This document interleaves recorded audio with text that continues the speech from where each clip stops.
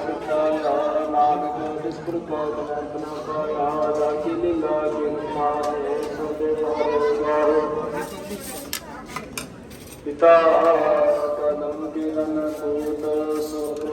सूत सुमत ज्ञान तंग देव नाशान प्रवेशे जो गुरु ने जातो ब्रह्मांड गुरु मरते आवाजायो जिसके स्थान जैसा नाम तैसा नाम जान नाना रूप नाना के रंग नाना प्रकृति रंग नाना गति नो विस्तार ब्रह्म शिकार नाना चक्र जन्माए पूरे पुर सब ठाए नाना विकार वृत बनाए अपनी कीमता पे पाई सब जप इसके खाओ जप जप की दान करना नाम नाम के तारे खंड ब्रह्मांड नाम के तारे समत वेद पुराण नाम के तारे सुनिया ज्ञान नाम के तारे आकाश पताल नाम के तारे सलकार नाम के तारे